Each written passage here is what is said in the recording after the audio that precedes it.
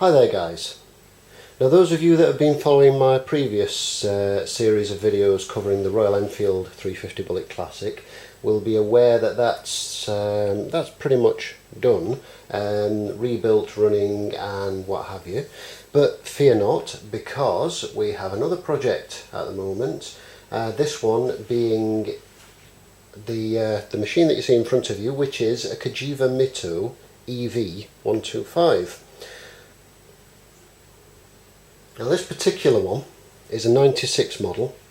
The EV model is the one that was shaped to look like the Ducati 916, and there's a good reason for that. It was actually penned by Massimo Tamburini, the man who designed the 916, and of course Cagiva and Ducati all being co-owned under one family as well, so there's a little bit of a crossover on the design side.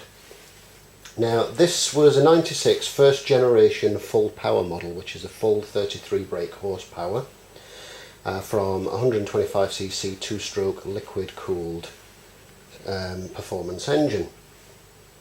The earlier models were a 6-speed, and it wasn't until a couple of years later that some changes were put into effect.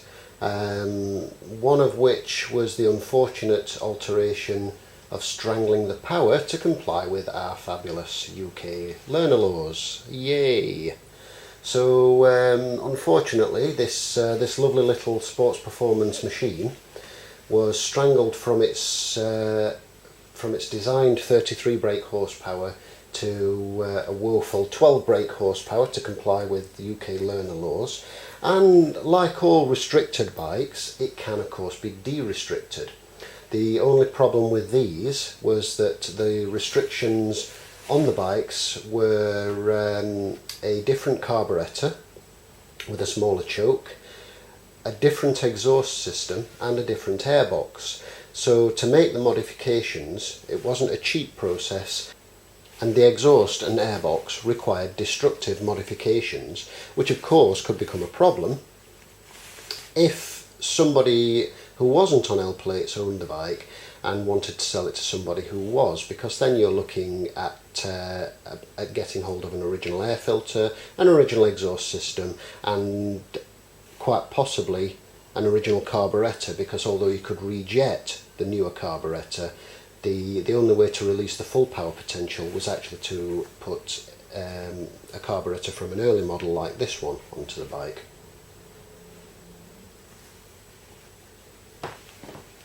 So just a bit of a history about this one. I bought this one a few years ago as a project, and unfortunately it's sat idle much of that time because I've just been too busy with other things, and I've not really gotten around to it. And I have done a couple of little bits as I've been plodding along.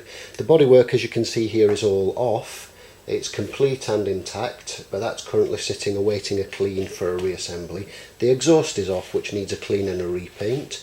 You can see there the rear tyre is a slightly different shade of grey, a lighter shade of grey to the front. That one has been cleaned and resprayed, and it's awaiting the brake disc going back on after I've cleaned the rear caliper and replaced the pads and flushed that through with fresh fluid, and also the new chain and sprocket set. The front tyre is a much darker shade of grey. It would probably look, it's even darker than it actually is because of the grime that's currently on there.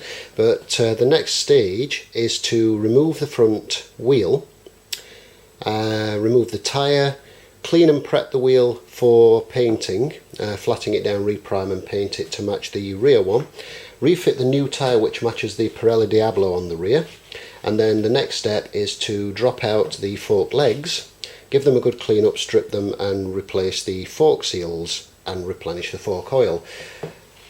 At that point it will be a reassembly of the front end, strip and clean the caliper, renew the pads, and then flush the brake fluid out of the front end, because the stuff that's in there looks like treacle and has probably never been changed in its entire life. Although it's not a particularly high mileage example and the engine runs really nicely, it's it's still quite a few years old, and as I say, I wouldn't be at all surprised if that fluid hadn't been changed at all.